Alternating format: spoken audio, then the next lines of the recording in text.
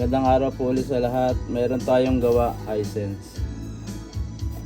Ang model niya po 50D36. Ang problema niya po, pag sinaksak, nag-iilaw lang siya rito. Naka-pilot light lang. Kahit pindutin mo dito sa pindutan, ayaw. Saka sa remote, ayaw din. Nakailaw lang na siya ng standby. Tingnan natin yung loob niya. Buksan ko na po ito. Yan po yung loob niya. May power supply na malaki, saka may mainboard, saka may T-con siya. Yan po. Testingin natin yung mga voltahe. Saksak natin. Nag-iilaw naman siya dito kaso standby siya. Testerin po natin yung mga voltahe.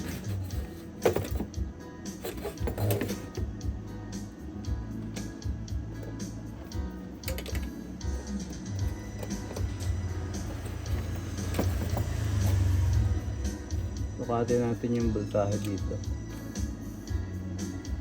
Ito may nakalagay na round, tapos may 12 volt siya.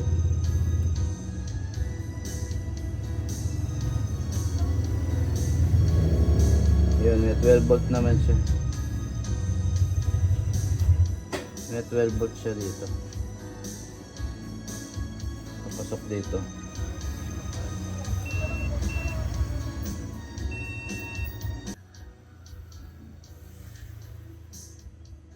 Yan, may 3 volts naman.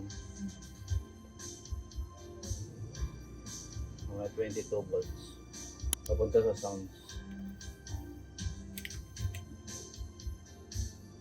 Tingnan natin yung MOSFET niya. May 5 volt naman yung MOSFET. Saka 3.3. Itong isa. May 5 volt din, saka may 1.8. Kompleto naman yung supply niya sa system. Kaso ayaw magbukas yan. Napalitan na natin ng mainboard. Gagawin natin, i-convert na lang natin. May nakita akong kamats niya na resolution. Pwede siya i-convert. Hisense po ito. Ito ilalagay natin. Higher po. Higher na pang 50 din. Smart na siya. Ito non-smart pa po ito. Gagawin natin smart para may internet siya. Convert natin. Tanggalin natin yung mga lumang board. Convert natin dun sa isang board na buo. Hindi pa siya smart. Basic lang to. Wala siyang LAN na nakalagay. Pagka wala pa pong LAN, smart. Hindi pa po smart yan.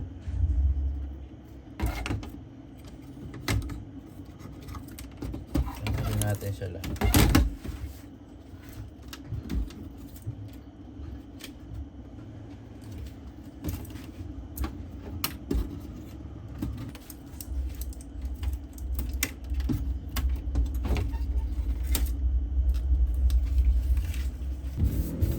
Kahit yung frequency niya rito saka yung board dapat magka-match.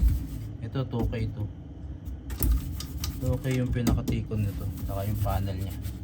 Doon natin i-match yung pinaka-board natin na i-convert.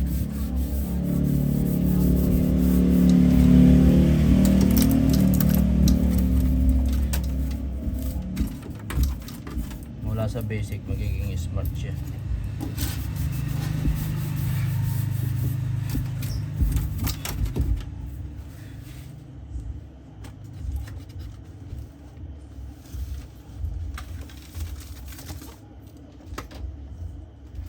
Ito yung pinaka board na higher na pang co-convert natin. Meron na siyang LAN. Ibig sabihin smart siya. Hahanapan lang natin ng pwesto na magkakasyang takban siya.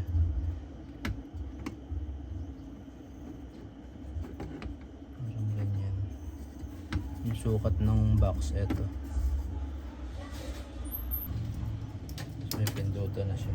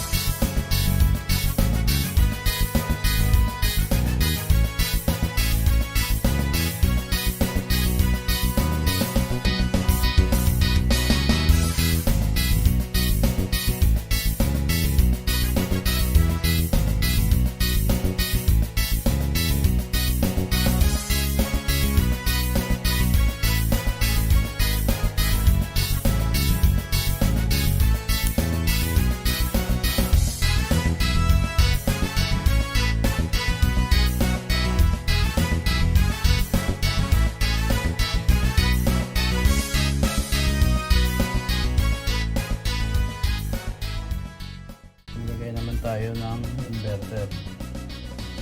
Yan yung power supply niya. Kasi iba na po yung supply niyan. Pag dito tayo kukuha sa backlight supply, iba na pong supply. Baka masira yung backlight natin. Kaya magsasolo tayo nito.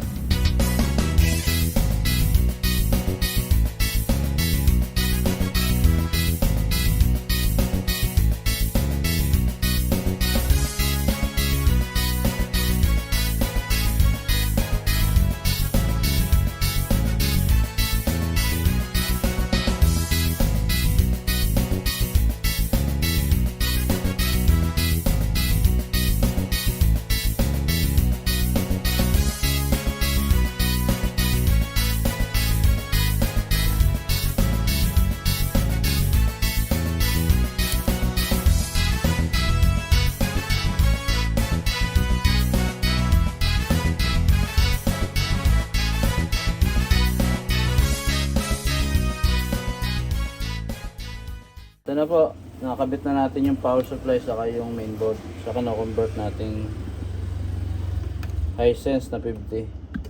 Higher na po itatak nito. Testingin natin kung gagana. Pipindutan niya, lalagay natin sa labas. Saka naglagay tayo ng inverter para sa backlight niya. Solo, naka-solo siya. Testingin muna natin. Bago natin kabit yung mga speaker. Saksak natin.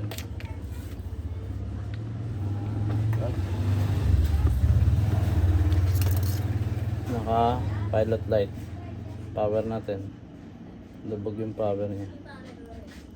Yun, nawala na ilaw. Angat natin. Ayun na, oh. Nagkaroon siya ng higher na display na. Buo yung screen niya, maandar. Loading na siya. Waiting for ano. Yan na po, naglo-loading na siya dito. Buo yung screen niya. Yung pinaka mainboard niya lang sila. Magana na siya.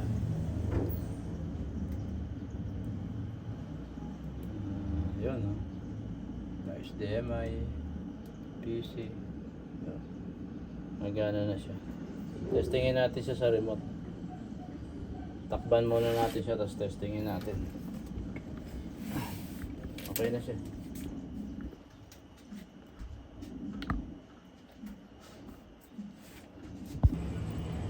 Ito na po yung ginawa nating Hisense. Kinonvert natin ng higher na board. Mandar na po siya. Malinaw na siya. 50 inches. Convert na natin. Ang mga gustong may magpagawa, kahit malalaki, dalhin nyo lang po rito. Pag hindi nyo po kayang dalhin, pick upin po namin sa bahay. Ayun na po siya.